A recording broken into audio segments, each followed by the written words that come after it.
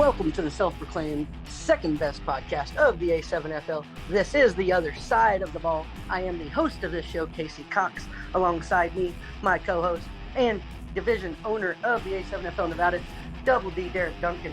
How are you doing tonight, Derek? I am fantastic. I am excited about this show. There's been so much going on in the world of A7 and the world of football and in Vegas, and I can't wait to chop it up with you tonight.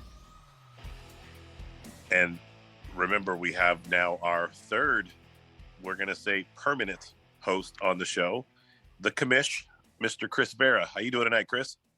I'm doing fantastic, man. How you guys doing? Doing good. Glad to have you along with us again. Oh, yeah, man. I can't wait to get into it. We've got some stuff to talk about, and I can't wait to have a few little rebuttals for our friends in the other podcast, shall we say. Yeah, the 3-on-1's doing it big. For those of you who are fans of the Other Side of the Ball podcast, we started as a response show to the 3-on-1 podcast based out of the East Coast, which is the primary podcast for the A7FL. But we're trying to blow up on the West as well, talking to every other thing that they're not talking about or responding to what they're talking about. And with that, I want to introduce you to our two guests tonight. Two of the three newest coaches that we haven't heard from yet, Mr. John Woods of the Las Vegas Edge and Mr. Rain Mack of the Sin City Snake Eyes. Welcome to the show, guys. Thank you. So before we get into asking our new coaches a bunch of questions, wanted to touch base on a few of the things that are going on around Vegas and around the league.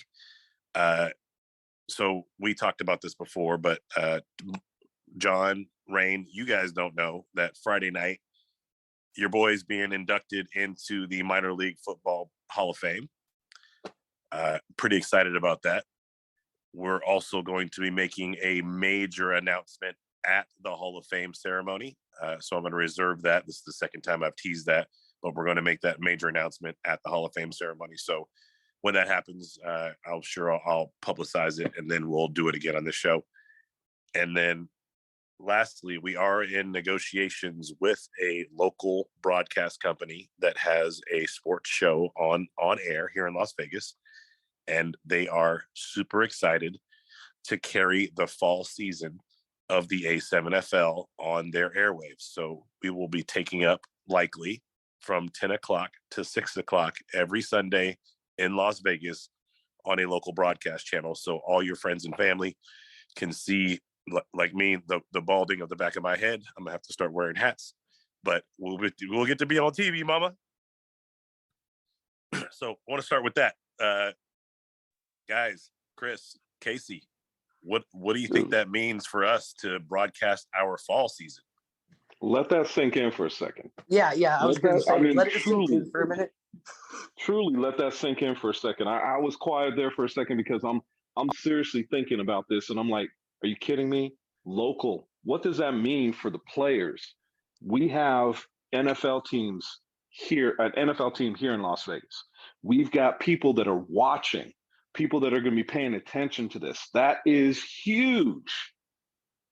Yeah, they're looking at us like we're going to be their flagship league that they can carry forward. We're also connecting them up with a bunch of our other leagues that I'm on advisory boards or board of directors or just have good relationships with, and making those introductions so they can bring them on board as well. So we're literally going to have 24/7 Las Vegas sports programming on a channel here in Las Vegas here shortly. I don't want to break the news until we actually have the name and agreement of some sort, but wanted to let you guys know that your boy's over here working. Love it. I mean, now that it's actually sank in, I'm excited about it for what that means for the division, what that means for the league, what that means just overall. That's going to mean more eyes locally on A7FL Nevada, and what they're trying to do. Hopefully that, will also spill over to helping some of them Reno teams pick up and build people as well. It's going to be good, not only, I don't think, for Las Vegas, but for the state of Nevada itself, for the state of Nevada and the A7FL on the West Coast Totally. You know, funny you should say that. This broadcast company is also looking to grow into the Reno market. They have an affiliate out there, and they're negotiating airwaves up there, and they hope to have that set in time for our 12-4 kickoff. So if all of those things come together, we might actually have Vegas broadcast up there, or the Reno teams, if it comes together properly, broadcast up there. So lots of things happening in the background. I'm telling you about it in the foreground, and when it becomes real, you guys will be the second to know. Look. I'm pumped. I've said this. You know how I feel about you, D. You're my brother, and I will say it this way, Mr. 24/7, because it seems like that's when you're working 24 hours a day, 7 days a week, trying to pull things together. We talked Absolutely. this morning, and I told you I got your back no matter what. Well, let me tell you, man, that puts a smile on my face. I always knew that there'd be big things. We've known each other since you were 19. And I'm looking at this with a big smile on my face, knowing that, this doesn't surprise me because I knew you could do it. Bro, you just hit me hard with that Mr. 24/7 thing. Do you realize what my number was the entire time we played together? Yep, 24. Come on, man. Now I'm running the Nevada division of the A7 FL, and I moved to Vegas on 7/7/77. I am So there literally you go. Mr. You are 24/7. Mr. 24/7. That's all there is to it. That's hilarious, dude. And the crazy thing about that, what was my number the whole time we played? 7. No, 2. There you go. So 2. Oh, sorry, The first part of that 24. That was Corey Williams. That was 7. Yep. My bad. So that just kind of pulls everything together, man. But no, I think it's fantastic, and I hope it happens. The whole part of this is something that I think we have to kind of say, which is when we talked to the guys last week, if you remember, they were talking about how Vegas was doing it right, and I think that speaks volumes to leadership. And leadership cannot be overlooked in something like this. So congratulations, D. I'm always going to be there for you. So I've got your back, man. Like I said. Well, thank you, brother. And I'll tell you 100 times that you guys call it leadership. I just doing the stuff that I wish other people would do, the things I want to see. So I'm like, what would be cool is if somebody put on a Pro Bowl tournament of all the All-Star teams and had it in Vegas. Wouldn't that be awesome? Like, oh, wait. I guess I have to be that somebody. Let me start working on that. I mean, that's all that's happened. I just got ideas, and I just, try to make things happen. We'll see if it all comes together or not. But okay, so let's get into a little bit pursuant to that. Let's get into our guests that are on the show with us tonight. I had the pleasure of spending time with Mr. John Woods at a golf tournament this weekend, and he is the head coach of the Las Vegas Edge. The Las Vegas Edge was supposed to be one of our inaugural teams going into the spring last season. But because the Force came in with their own team name and own logos and everything, they asked us if we could use that instead of using the Edge, and the league approved it. So the Edge didn't end up having a squad last season. So we had built all these wonderful logos, a cool uniform, great team name, everything. And for fans of Vegas who live in the area, it was supposed to be the Mountains Edge, but the league wanted Las Vegas in everything we do, because obviously if the team blows up, they want everybody to know it's from Vegas, yada, yada, yada. So it is basically Las Vegas Mountains Edge, representing the southwest side of the valley, and a team name that we came up with collectively. So John, welcome to the podcast, my man. Yes, thank you, sir. So talk to me, man. How, before you got the invite on Indeed, where you were hired to be a head coach coming into this fall season, had you heard of A7FL? Be honest. If the answer is no, we want to know the truth. I want to say yes because I know the company I'm around, but I think I did see it on Stadium, because it made a click in my brain once I looked it back up, but I really didn't know that it was out here like that, or there was a division or anything like that. I had no idea where it started or anything like that. So it was a pretty big surprise to see that amount of teams and action right away, and it just made me excited. But before we go any further, can I ask you, do you have like a podcaster set up at home? Your audio sounds fantastic. I have audio soundproof room, actually. Well, Okay. not sound. It's treated, so I'm glad that it does sound. That's confirmation that I did a good job setting it up. Look, hey, Chris, we're gonna have to move the podcast to John's house. I'm telling you. Hey, we're over every Wednesday, man. I hope you're ready. I didn't even put the microphone on. This is just the computer, so it must be the room. Yeah, it Wow. sounds really good. Yeah, it does. All right, our second guest, Mr. Rain Mack of the Sin City Snake Eyes. Again, similar story. Sin City Snake Eyes was supposed to be one of our inaugural teams. We actually had a squad that was being built under the Sin City Snake Eyes name, but they only put together 5 or 6 guys. They didn't have enough to roster it up, so we started parsing it out and putting them together with other teams and ran with 3 for last season. So, Rain, you're going to be our savior coming into the fall. How are you this evening? Uh-oh, is he muted? Oh, there he goes. Okay, hold on. This is Ray Jones, not Ray Mack. Oh man, I got you all messed up. Yeah. My bad. So my bad. So Ray Jones, not the Sin City Snake Eyes. And No. yeah, I'm gonna hate myself after this tonight. I'm gonna tell my wife to punch me in the face after we get off this podcast. So Ray Jones, the head coach of the newly created Las Vegas Hunters. Okay, here we go. Yes, sir. That sounds exciting. Yeah, So we're gonna hunt that trophy down. Yeah. I like it. So the what you guys don't know, and I've not shared with anyone, is that this team name was actually developed by an executive within the league. That executive was hoping to GM a team and help me develop the team name because he was a big fan of Hunter S. Thompson, Fear and Loathing in Las Vegas. So the Las Vegas Hunters is a play on Hunter S. Thompson's name. So that's how the team name came to be. When you guys see this logo, if you know anything about Hunter S. Thompson, you're going to absolutely love it. So we're pretty excited about that whole thing. I don't know how much license we can take with his image and name, so that half of this might get cut out. But Ray, not Rain, welcome to the show. So same question to you, man. Did you, and be completely honest with me, please, don't pull any punches. If you haven't, just say so. Were you aware of A7FL before? Completely threw me.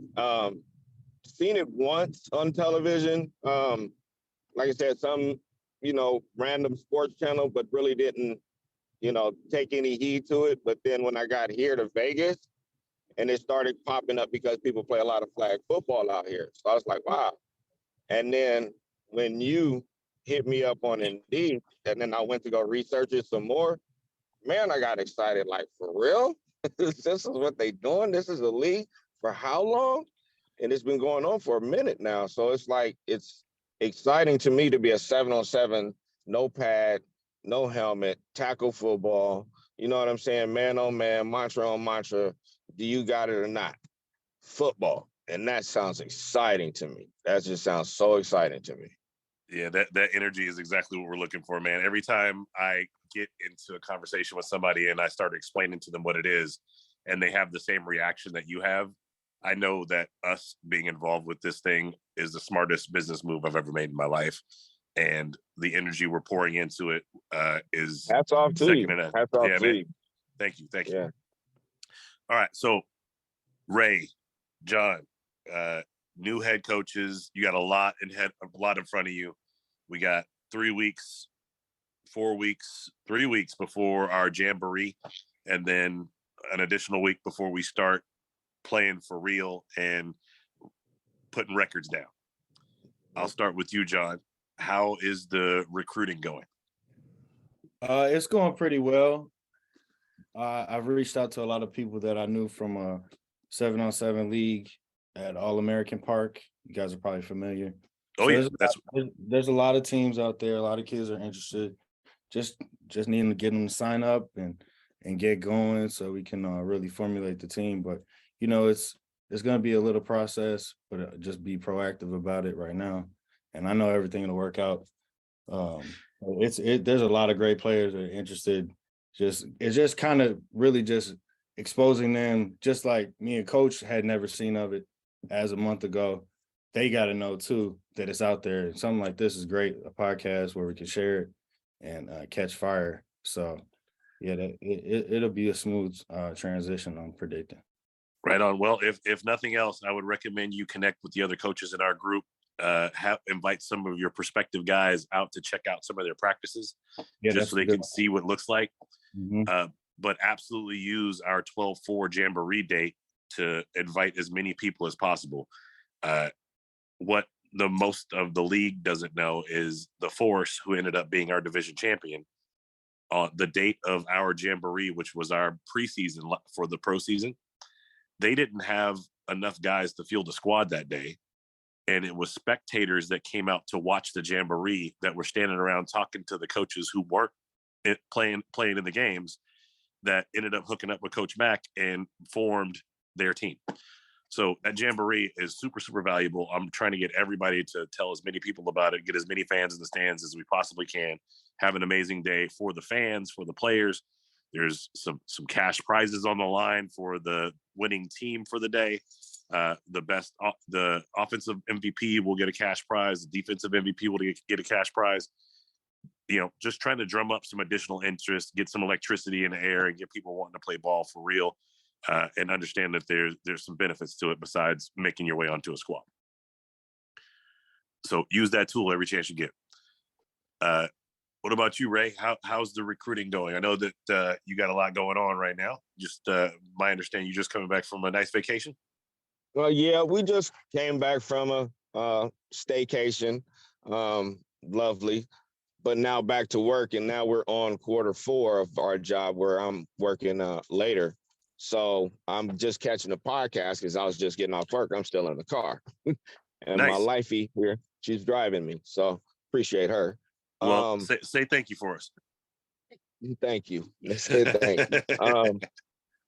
But as far as the recruiting, I haven't really got to recruiting. One of the kids, like I told you, that played football, I did talk to him. I reached out to him. I think I'm going to talk to him sometime this weekend.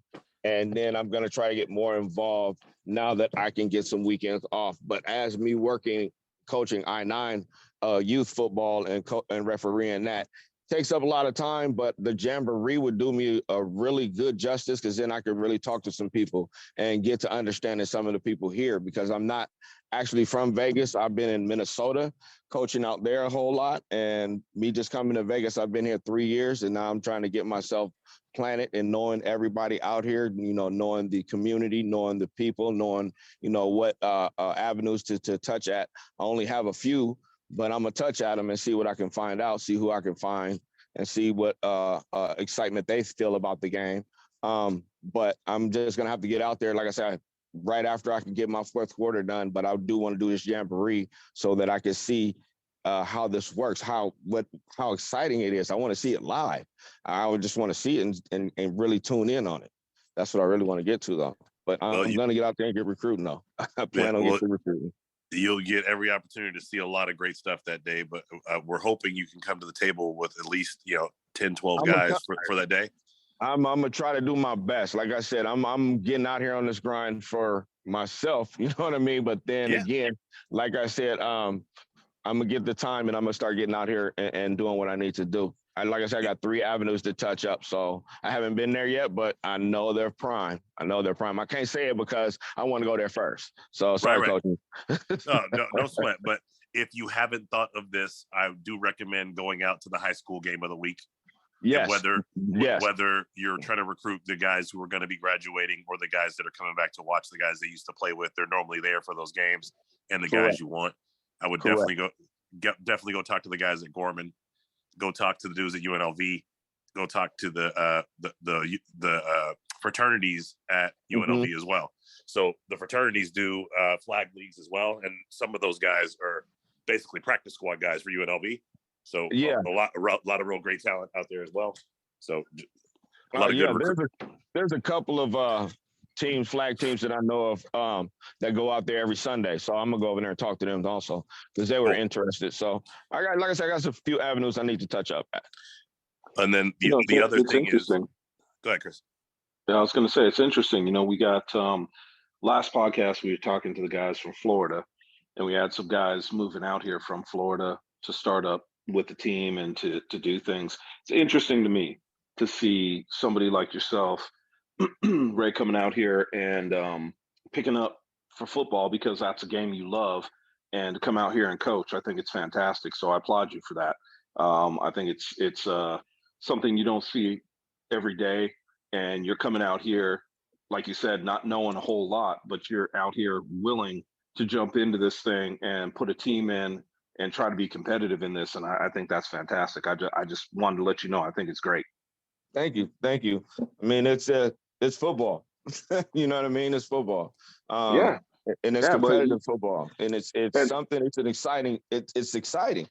I mean, just watching, like I said, is exciting. I did 909. I've coached 909 before, pad football up in Oregon. Interesting because of how your play schemes have to be. Now it's 7-on-7, no pads, no helmets. Interesting. Now you got to dumb down your scheme. Interesting. So it's like it's just an excitement to me. That's what it is for me. Well, and for me to sit It's- back and watch this and to see these guys coming in, I think this is going to be one of the most exciting times that we've had. I know that we just, inaugural season was last year, but this fall season I think is going to be unprecedented with some of these teams that we have coming in, because you've got guys that are coaching these teams that are from different backgrounds. Their thoughts and their processes are different from what we've seen. So they're looking at it, they're excited about it, and they're going to be bringing these teams. I think we're going to see some football that we've never seen before, and that's what I'm excited about. Oh, definitely from what I've watched on these couple of YouTube videos, these guys are playing some exceptional ball. They're doing some great plays. I mean, the hits, they're not vicious hits, but they're nice, decent, laid out hits. I mean, it's just exciting. The speed that these guys got, the strength that you see these guys opening up holes for. I want to get into this. I want to see some of this. I want to be a part of this. I want to get a team in there. Okay, can we handle this? Yes, we can handle this. Yes. Damn, So this is exciting. I want to come play for you tomorrow. Let's go. Right. And you Yeah. touched a little bit, Ray, on your coaching, and I kind of wanted to dig into that a little bit. You said you've been around and you've coached a few different places and a few different leagues. Like, what kind of coaching philosophy are you bringing to the A7FL, and what is your coaching style, maybe? Well, my coaching philosophy is I'm defensive, of course, and I'm a disciplined coach. So you have to be disciplined on defense. But I know offense because I was forced to go to the offense to learn it. But with me learning defense and knowing it to a T, I can tweak an offense to run, you know what I mean, to get around the defense. But my love is defense. Philosophy, I love the 5-2 defense, 5-3 defenses. Rush the quarterback, get it out of his hands, make him throw the ball. That's my philosophy, is rush him. Offensively, I love the bone and I love the power I. 3 backs in the backfield keeps it always confusing. You can always run a counter. You can run a pop pass or any kind of, there's so many different variations you can run out of those offenses. So for me, that's what I would bring to the game, and a whole lot of spirit. If you don't have spirit, you don't have spirit on my team, I can't have you. You got to be fresh. You got to go. You got to next play up. So with hearing that, with what you're going to bring defensive and offensively, would it be safe then to say that the type of players you're looking to recruit are going to be power, strength, and speed? Yes. More speed, more speed. Power eye doesn't have to be power. It all depends on where the holes are, what you do up front. If your front guys can, get a nice block here or a nice block there, it's going to be, you're going to get your yardage. But more speed, because of what I see in the league, a lot of it is a lot of speed, and it's not a big field. So if I use more power, we might be too slow down the field. That's what I'm thinking. That's my thoughts. So you said concept. So I just want to follow up real quick. You said wishbone, power eye. Were you talking like Air Force Navy, Georgia Yes. Tech. Yes. Okay. Yes. Definitely. So- Yes. Georgia Tech. Yes. Even Old Michigan. Whoa. Let's not bring up my favorite team. I don't want to start Well, clowning everybody. Flashbacks. Even Old Michigan. Yes, sir. Oh, that's So- good to hear, man. So I just want to say, I don't think that we've seen that style of play. Well, we definitely didn't see that style of play at much this season in any A7 division, except Absolutely for not. there was one team called the Snow Tribe who had You what they already call the Snow formation, which I'm trying to tell them to call the Snow Plow moving forward. Mhm. They were, all straight 7-man in the box, run heavy, but it wasn't Yeah. a wishbone. They weren't doing that misdirection counter, quick Right. pitch stuff. And I think that's where they missed the boat and why they weren't able to put up a bunch of points. So if you have a real good understanding of how to execute that offense, which is basically an RPO without the P. Without the yes, sir. Yes, Right? sir. Yes, sir. It is. But the thing about it is you got to have a good quarterback that can actually, make the read and also, make that call. If you don't have that, or at least two good backs, you got to have two good backs, one good quarterback and one back that can play quarterback also. So he's got to be versatile. And if you got that, then that offense will click every time. Every single time. It's a little bit form of bully ball there too, because I mean, you're pushing some people around, and some of these teams are not used to that, which I find very interesting. Now we talked about the offense real quick, and I agree with everything, but my interest of what you were talking about was on the defensive side of the ball, and the reason why I was taken into the defensive side of the ball right away that piqued my interest is what you were talking about rushing the quarterback. Mm-hmm. Now, in this league, it's interesting that you said the 5-3. Now, personally, when I'm looking at how obviously that's 8 players, we're talking 7, so it'll be a little bit I was different. going to say you'll have too many men on the field if you go 5-3. Exactly. For sure. But where I was going with this is it's an interesting concept, because if you have the athletes to man up on the backside and you're putting pressure on the quarterback, everybody knows, that there's not a ton of quarterbacks that can deal with that type of pressure. So that's where you tend to see a lot of picks thrown. So I'm interested in that. And you can negate speed. People don't always think that you can, but you can negate speed when you have too many people running in lanes that they can't get out of. So I'm interested to see what you bring to the table with this. This has piqued my interest. I can't wait to see what you're going to do. Okay. I feel like his defense defense is going to make players. Go ahead. I'm sorry.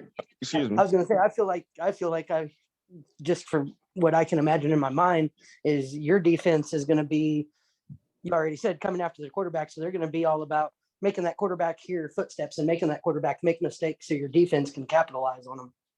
Yes. That's what it is. If your defense is fast enough, they don't have to be big. If they're fast enough and they know technique, they're going to get to the quarterback. It doesn't matter if you hit him every time or you get a sack every time.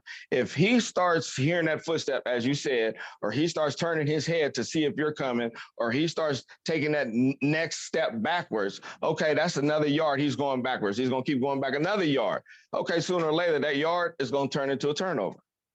Sooner or later. But it's not about the speed. It's just about about the size. It's about the speed and the technique. And then if I'm good enough, I'll be running a decent enough offense to confuse the offensive line and to confuse the quarterback. Yeah, you're right in the wheelhouse for the style of play that Chris and I used to do. We had this insane defensive front and corners who knew how to track a ball. So we just basically told them, look, we're going to make sure that the quarterback is throwing off his back foot. You guys play trail technique, and I guarantee you'll have more picks. Either we're getting sacks or you're getting picks. Right.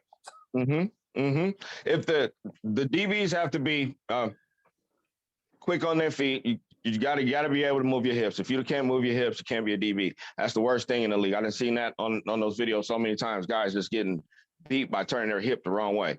You got to know how to turn your hip. Getting torched. You got to know how to turn your hip. But not only that, you got to know how to play hands too. If you don't know how to play hands, you're going to lose. But you got to know how to play hands. So the DBs are going to have to learn. Everybody's going to have to learn. It's a learning thing. It's a learning league. Whoever I get picked up, it's a coach. I'm a coach. I'm going to teach. and I'm gonna teach what I do. All right, so And we're that's one of the things that needs to be done. And like I always tell my cornerbacks, if they're even, they're leaving. Yeah. Yep. So and so we're gonna go ahead and shift the conversation from one coach who just gave us every bit of his secrets to John Woods. No. All you People are heard taking was notes right now all you and heard was what I rewinding and like to listening do. again and taking more notes. Right. You can do it. The whole problem is, can you beat it? Right. So yes, you're absolutely right, but you just removed the element of surprise. I didn't, but it's still going to be, people will not be ready for a well executed wishbone. I promise you, that was the toughest thing for me to ever defend as a D lineman was the wishbone. I was like, Coach, you need to give me a straight assignment because I don't know what my keys are. I'm just blowing up this dude in front of me. I don't know what to do. And that's all they want you to do. Right. Exactly. So I'm going to shift the conversation to Mr. John Woods real quick and ask him a similar line of questioning. But John already told us that he's not ready to expose everything. So, John, let's start with the question that Casey asked to Ray, and that was, what is your basic philosophy and background? Okay, so I started playing football early on. My first position was tight end. Wasn't very good.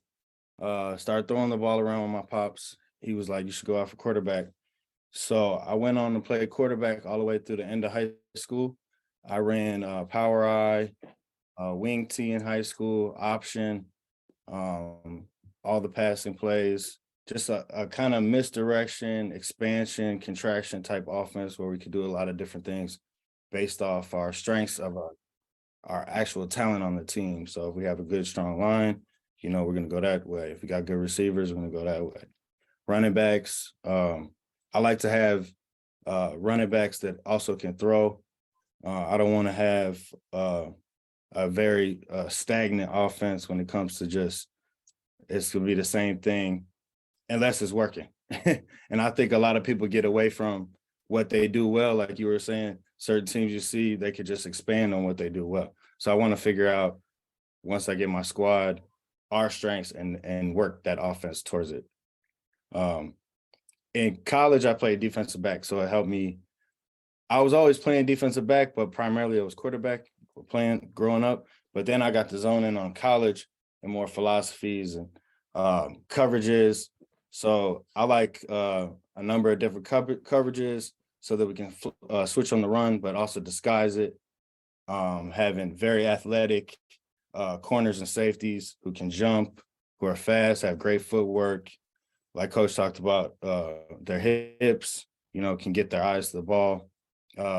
Big time players, don't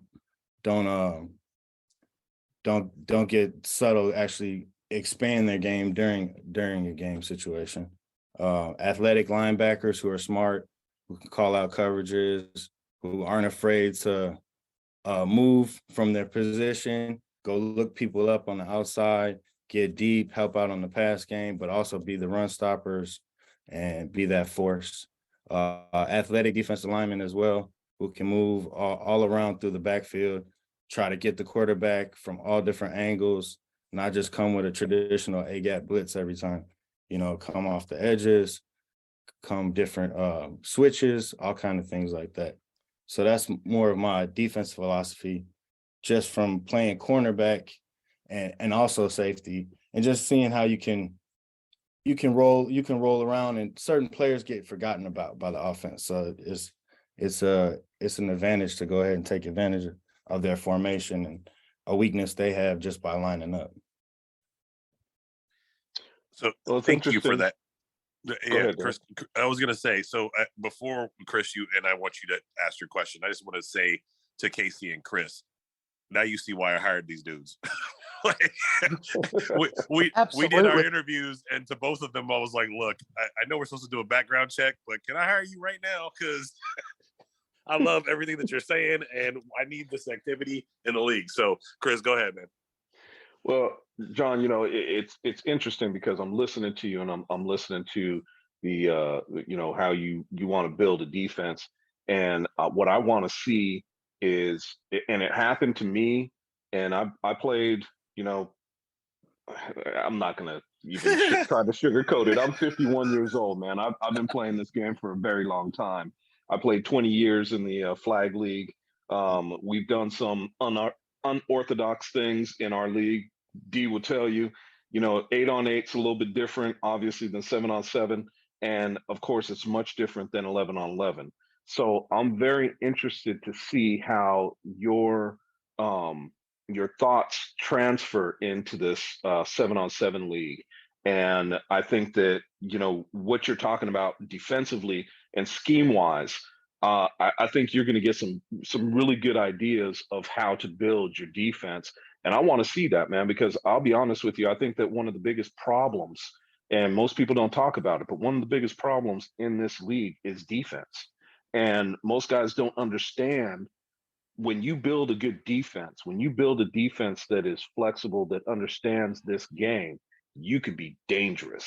So most people concentrate on offense, but when that defense starts to click, man, you better watch out. So I'm really interested to watch you and see how you put your defense really together from top to bottom. Yeah, I appreciate that. And with the dimensions of the field, it's like you can't hide on defense. You can get exposed, but you can also, there's an advantage because the field isn't wide.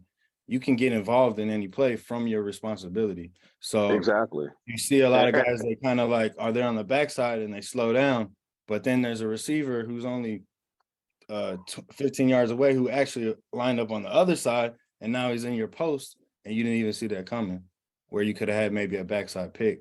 So it's like you can't just stop just because 3 other guys are running at the ball. You never know. Well, I've tried to tell corners, this is the one game, or this is the one style of play that your sidelines, that other player, if you will, comes into play for you more so than just about any other time, because you can force a guy out of bounds very easily.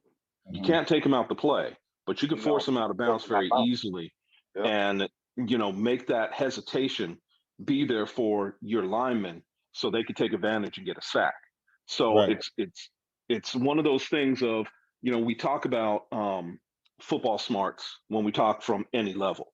And I think that one of the biggest things that I would like to see, and one of the things that I talk about in this league, is playing with the smarts to the league rules, and understanding the league rules inside and out, and making sure that your players understand them inside and out, so that way they can take advantage of situations themselves. Okay. All right. Well, what you guys don't know, because you don't have control of the screen like I do, is the reason I was so confused about who came on to the podcast earlier is because Ray never said he was coming, but Rain said he was. And now with us on our podcast is head coach Rain Mack of the Sin City Snake Eyes. What's up, Rain? What's up, guys? And welcome to the pod. Welcome. Thank you. So you missed a significant amount of conversation, but what we have all been doing is talking about the philosophies of the head coach and what you plan to bring to the league this season. So since you just showed up off the cuff right now, why don't you give it to us? What's your defensive, offensive philosophies and your background? Well, background, I've been coaching about 20 years, community college, high school, offensive coordinator, offensive line by trade. Became offensive coordinator for about 10 years, Los Angeles College, also coached a little defense as well, which taught me, it just taught me how to attack offenses. How to attack defenses better, as an offensive coordinator. But what we plan to do on our side is try to bring, just be tight with our execution and play really aggressive on defense. That's what's up. So one of the things that we were also talking about and asking the coaches are with us today, and just so you guys are all aware, the 3 coaches that are on the podcast tonight are the 3 newest coaches. Everyone else who came to us had been affiliated with the league in some way, shape, or form moving into the season. And then we were short 3 coaches for the fall. So we decided to hire you guys in. And I couldn't have made a better decision. The football IQ for each one of you is just through the charts, and I'm super happy to see what you're going to bring to the table. But on the recruiting side, which obviously you guys as head coach in this league, you're also being asked to GM and recruit. How is the recruiting going for you, Ray? Uh-oh, you're muted. There you go. No, I'm back on now. You know, that's going to be the tough thing, but I reached out to a couple friends I have that's in the community college to see if they had any fallbacks, guys that didn't graduate, didn't transfer anywhere, that wanted to still play. And then on social media, you know, let the guys and gals that's, you know, following me know that I'm back in the game. So I've had some guys that have, you know, slowly reached out to me, but I need to get, you know, once I get more details on everything, I'll be able to spit you know, the language that they need to hear, so I can, you know, make sure I have, you know, heading in the right direction and recruiting the right players. Well, right on. So one of the things that you guys saw in our chat today, what I want to build upon is to invite you guys to come out on Saturday and Sunday for this big money football pylon tournament. Like literally the best players in football in Las Vegas will be out there trying to win 15 grand. We have a team that we're putting in. Coach Q of the Insomniacs has volunteered to head coach it. Coach G and Coach Bartley have volunteered to assist. I think Coach G is actually looking to play as well. And so basically they're capped off at 15 guys. So we're going to put our best 15 A7 guys that are available to play on the field that day. Hopefully they walk away with 15 grand. But at the same time, there's a ton of guys that are going to be out there playing against us that are some of the best players that I've ever had a chance to see. At least that's what it was in May when we did it last time. And I'll say selfishly, I coached and didn't do a good enough job because we got no wins the entire time we were out there. But we had a lot of fun, chopped it up with all the guys, picked up a couple dudes to start playing on teams after that thing. So this weekend, I think it's at Desert Pines, if I'm not mistaken. Again, 10 a.m., the big money football tournament. Come out. That's a great place to recruit and find guys. So if you guys are short on talent or looking to just find guys to chop it up with and see this and see what it looks like on a 7-on-7 style of play with no tackling, this is a good place to see it. All right. So, Chris, you had a couple other follow-up questions you wanted to hit these coaches with, and I think it was in regards to their playing background, right? Or did you have something else? Nope, playing background. I just wanted to kind of touch base with you guys and see, you know, what's your playing background? What have you done in your time before you became a coach? Because, you know, we all, if you can't do it anymore, obviously you coach it. So I just wanted to find out a little background from each one of you. So John, I'll let you go first and just hear a little background from your playing time. Okay, yeah. So I grew up in Chicago. I played in the Chicago Catholic League. It's famous for some players, McNabb, Simeon Rice. So that's the league that I played in, very competitive. And then I went on to play in college at Oberlin College. It's out in Ohio along the coast of Lake Erie. So there's teams from Ohio, Pennsylvania, Indiana, Worcester, Wabash, if you ever heard of those guys are usually perennial. So it's D3 football. It was great. To go out there and play. After college, I had already started helping out at my high school. So I would do like special teams players, you know, the returners, and work with the DBs a little bit since I was in college and I was getting the new drills and everything like that. And then I wind up, after I graduated from college, I coached for 10 years at my high school. It was great. We won a couple championships, conference champions. We actually won the Chicago Prep Bowl, which is when the Catholic League plays the public league. And it's the oldest high school championship in the nation. So we played it at Soldier Field and won on Christmas or Thanksgiving Day. It was great. And whole new thing, the turkey ball, huh? Yeah, it was frozen. It was great. It was tough for the kids. We won 6-0 because the field conditions were so rough, but they did a great job, and it was just a great achievement for all the coaches to get a ring in Soldier Field and all the history that goes on there. I actually had one kid my last season. He made it to the NFL. He's in the NFL currently. Robert Spillane, the middle linebacker for the Pittsburgh Steelers. I coached him as a running back. He was phenomenal. Check him out. He plays a lot like kind of players I'm looking for, smart, fast, not the biggest guy, but is in the right place. So that's kind of my coaching background. I'm actually getting back into it. After leaving Chicago, I was in the South and then LA, and I settled in Vegas about 4 years ago. So I was just trying to find my way out here. And now that I settled down, I was like, let me get back into coaching. So I was looking this year at some youth teams. I wanted to tackle football team, like a 13-year-old team. But I was having trouble because I don't have a kid on the team type of thing. And then the leagues that I wanted to get into, they didn't really have a new team available per se. I would have to join underneath another coach. And I'm just ready at this point to be full-on head coach. I've done the assistants. I just want to put my philosophies and everything together and see how it works out on paper. So I'm excited to be a part of this league where it's the actual perfect thing I was wishing for. Expansion team, creative league that's on the ground, and that's the best time to get on the plane when it's on the ground. So thank you, guys.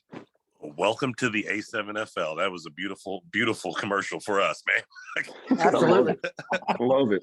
I was going to ask what brought him to Vegas, but he answered that too without me even asking. So I love it. Yep. Thanks, guys. Love it. So we'll continue around the horn. I guess I'll go over to Ray. What brought you? Give us a little background for it and what brought you to Vegas, because I know that you were talking about coming from another place as well. So what brought you to the sport? What brought you? And what's your background in football? I mean, how could you say Rain or Ray? Let's say Jones and Mack. Yeah. Jones. Okay, Jones or we'll Mack? Jones. Okay. okay. This is Jones. And I'm Mack, Right. Betty. So we'll do Jones first, and then Mack will follow up. Man, you know what? Not to cut it off, but who can follow up what the young man just put out there? It's going to be tough for us all. Right? Hey, For real. you know, and I had to pick the toughest guy to follow. My bad. I apologize. You screwed the curve up. Let's do our best for it, and let's have some fun with it. Okay. Right. The first guy out the gate runs a 4.3. It's hard to run after him, right? Right. Not unless you triple. Then it becomes very easy. Well, Ray Jones. Grew up in. I was born in Chicago. I'm 51, like my brother. Older gentleman. Played high school ball. Was a corner. Went to college. Played a little college ball. Blew my knee. Came back, rehabbed, went and played a little semi-pro ball for the LA Swarm for a minute. Stopped playing for them, went and coached the Northwest Timberwolves up in Oregon for about 2 or 3 years. Ended up having a baby. Then I moved to Minnesota. Got to Minnesota, was in Minnesota for about 20 years. Started coaching youth football, went from youth football to high school football. Then from high school football, I was out helping out coach girls tackle football for a little bit out in Minnesota. Did that for a little bit. Been coaching ever since. I've always been a defensive coach and a special teams coach. I got the defensive because I was used to be a 49ers fan. When Ronnie Lott was playing and he used to smack people and he used to run through them. And that's when I became a defensive back. And I loved the defensive game because of the way he lined his game. And he said, I never hit people. I run through them. And I said, yes, that's how you play football. That's how you play football. So, I mean, with that desire that he had, it just kept going. The coaches that I've been around, you know, instilled a lot in me and their philosophies. And like the philosophies at my high school was a 5-3 defense. A lot of the philosophies that I used was a wishbone when I did get a chance to use offense. But just coming out here to Vegas, my father was in California. He ended up having cancer. And instead of me going to California, I just came to Vegas because I just didn't want to go to California. I wanted to live in Vegas. So made the trip down there. My dad ended up passing due to COVID. but I've been trying to get back into football. I recently got, back into I-9 sports with the youth kids. And then I got the call from Derek regarding, the A7, and I was all ears, all in, all ready to go. But my experience that I have and the love that I have for the game, I've absorbed so much from so many people that I've got so much to give that I need to give it up. I need to use it. I need to let people see it. I need to let others, understand what this game is really about, because I love the game. I loved it as a kid. Playing cornerback, I played with Eric Bieniemy. I've played with Chad Brown. I've played with Tyler Johnson, who's now I coached. He's back at Tampa Bay. He was with Tampa Bay, won his first Super Bowl with Tampa Bay. God bless that kid, because he's got great hands. He was a tough kid coming out of North Minneapolis, and he had a tough road. He got to Minnesota, and he had injuries, but he still had that drive from all of us to keep going. And he gave us that drive to keep coaching and get all of those kids that don't have anything or don't believe that they have anything. And yes, you got something for us. Come on out here, because this kid can do it. You can do it. That's just like with guys out here. There's something out there for you, guy. It's here. It's somewhere here. Might be on the field. Might be just me and you conversating, talking, but it's here. But other than that, that's where I'm at. I just love the game of football, and I hope I didn't waste y'all guys' time. Oh no, man, it's beautiful. I like that. I like that. And condolences about your pops, man. I could feel that. So my condolences about that.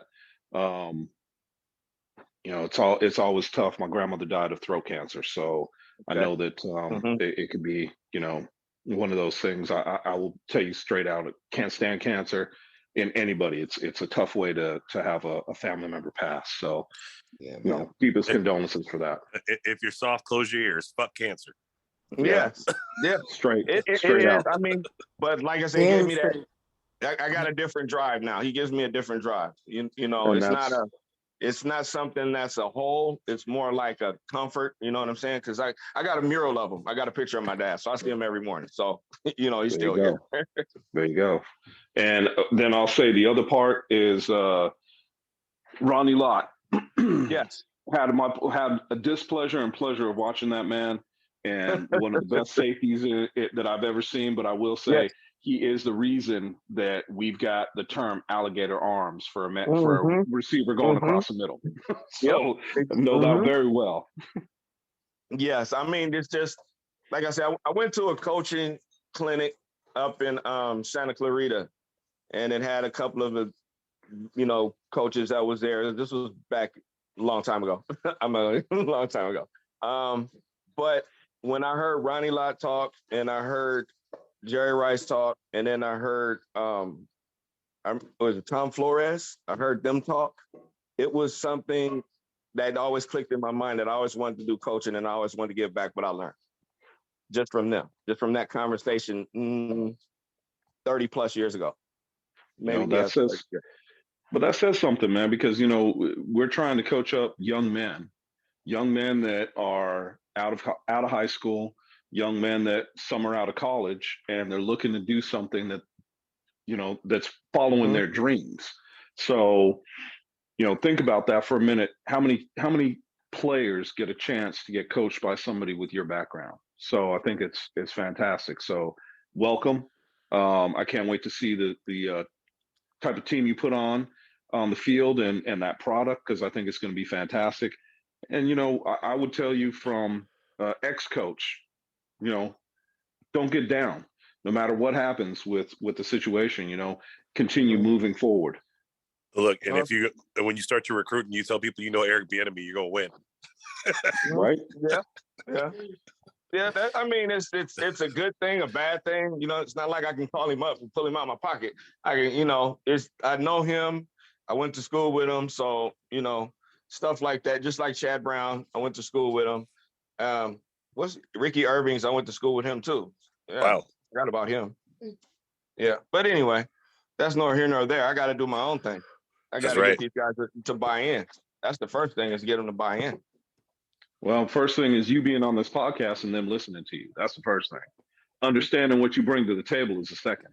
So, Okay. when your players respect you, I don't have to say nothing else about that. You know exactly where I'm going. I So, get you. I get you. yeah. So, I Mhm. mean, again, welcome. I'm, really happy to have you.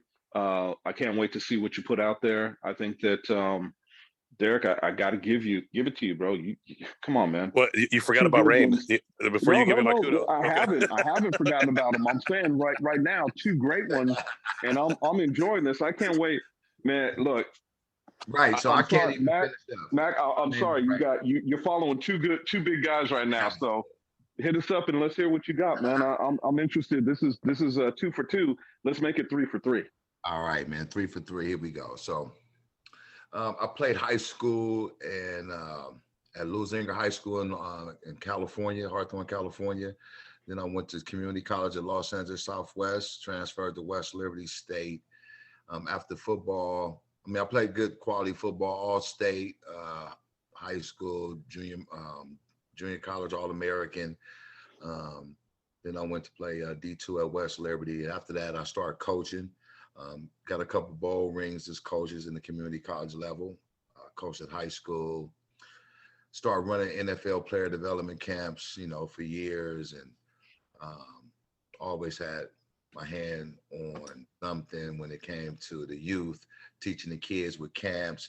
I also worked with tumbling with the young lady cheerleaders. They do tumbling, so always giving back to the kids, right? So being able to push my football knowledge onto these young men, it's going to be very exciting.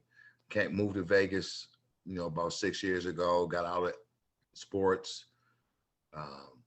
Went to Michigan for 3 years. So you know what? I got to get back into sports. So I came home. Go Blue. While working at Stretch Zone, I checked Atmosphere TV, and voila, the A7 appears, right? Checking it out, watching it. Then all of a sudden I see an ad, they needed a coach. And I'm like, whoa, this is magical right here. And I reached out, and I'm here now. And I just need to get back in the groove of things. And, I need to see that execution out there. I need to see the intensity. I just missed all that, just the guys being in the locker room talking. And, I miss it. It's nothing like it. It's like a drug, right? Once you become addicted to your sport, addicted to this football thing, you need it in your life. So, I got back into it, and this is the opportunity. And I see where you guys are going with this whole thing. And, it's a blessing to be a part of it, from turning on the television one day to now I'm actually sitting there talking to you guys, and shortly we'll be going over X's and O's and, and competing and, like yelling at you across the field, but, at the same time with nothing but love and energy. So Rain, Yeah, I want to touch on your Atmosphere TV things, because you sent me that video today. Mm-hmm. And that's just beautiful to see. But what I also saw, there was a bunch of athletes in your place of business. Yeah, so I work at Stretch Zone, right?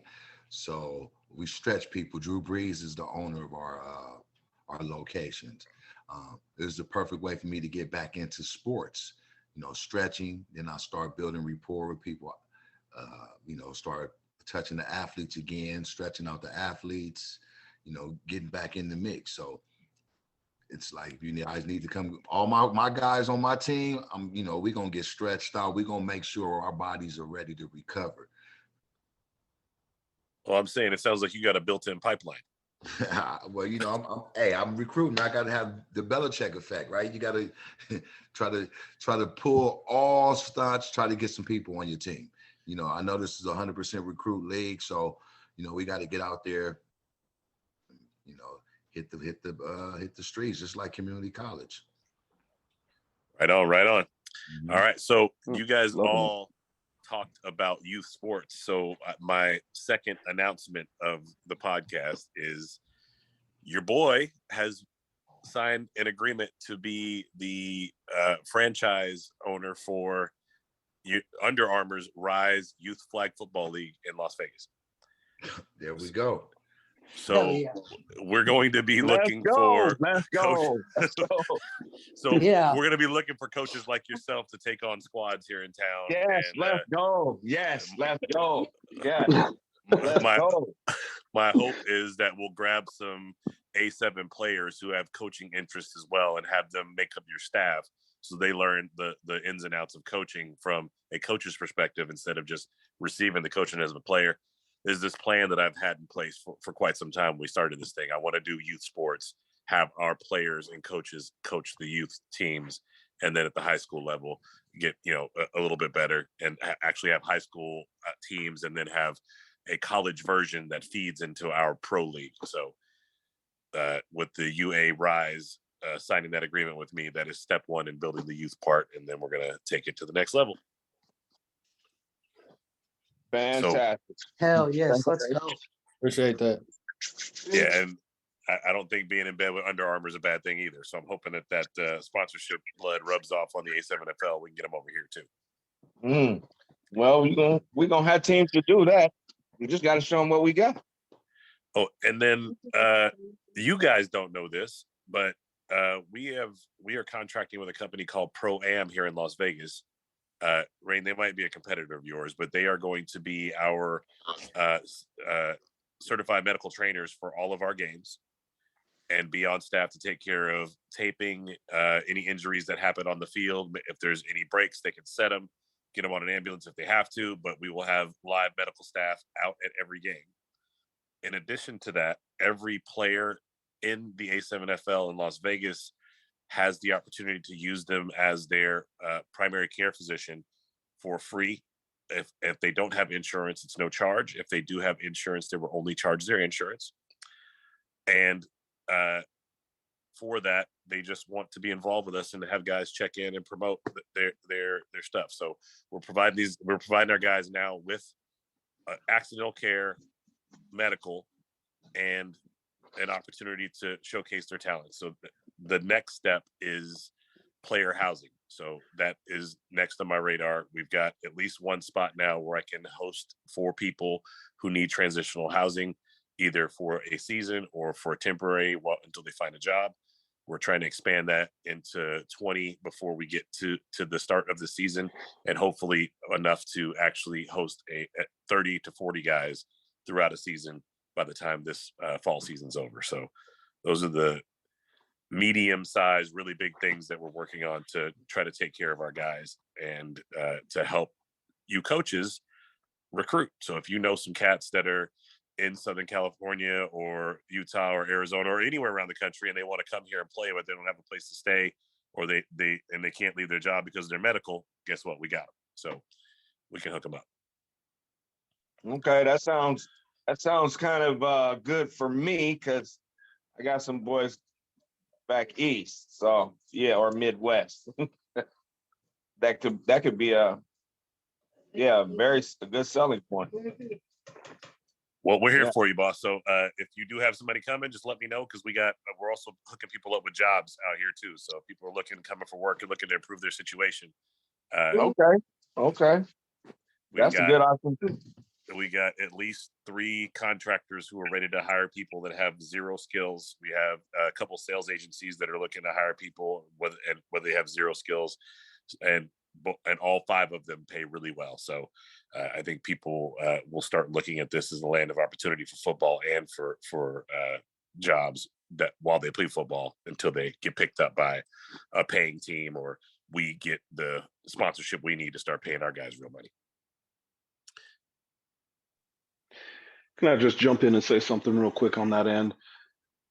I think all of us that have been playing, all of us that have played football, we can literally say football is a fraternity, right? I've used that term before. We always try to look out for one another. We can go out there, butt heads, try to kill each other, not literally, but out there trying to do what we can to win a game. But at the end of the game, we're shaking hands. If somebody's got a problem, it becomes ours. We try to help each other out. So I think that us trying to do what Derek's talking about doing, and not to mention bringing up the next generation to replace us, because, we always got to backfill. We always have to have coaches that are ready to step in. We got, just like you have to have players that are ready to step in. I think that this is something that when I signed up to do this originally, I didn't see all the bits and pieces of it. And being the commissioner in Vegas is something that it's just a little piece, but I want to be able to take this and do so much more with it. And all the stuff that I hear that we're trying to do in this league and in this division, I think that it is going to become a best way for me to put it. When you are doing something really well, people want to imitate that.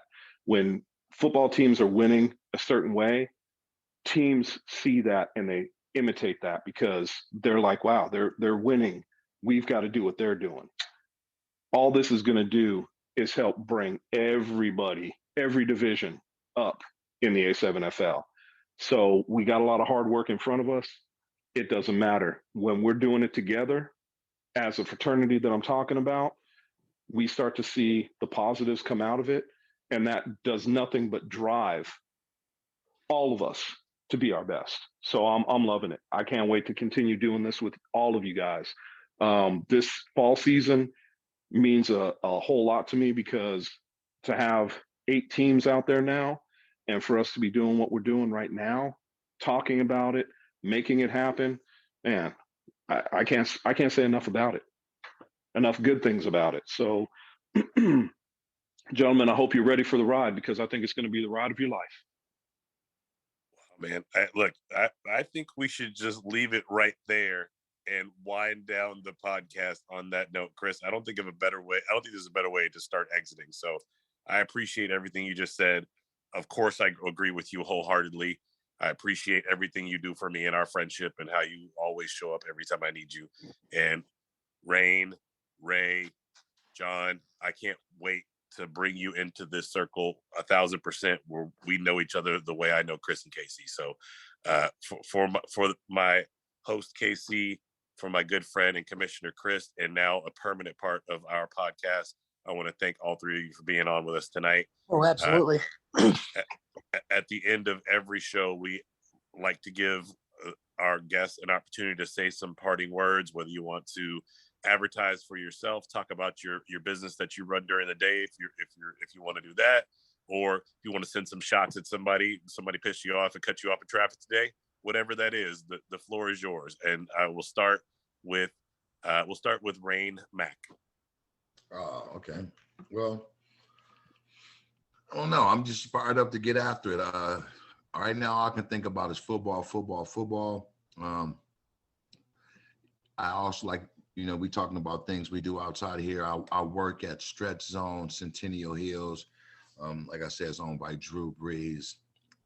Definitely help people get their bodies right, repair, recovery store.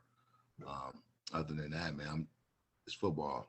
I appreciate the opportunity and I'm ready to get after it.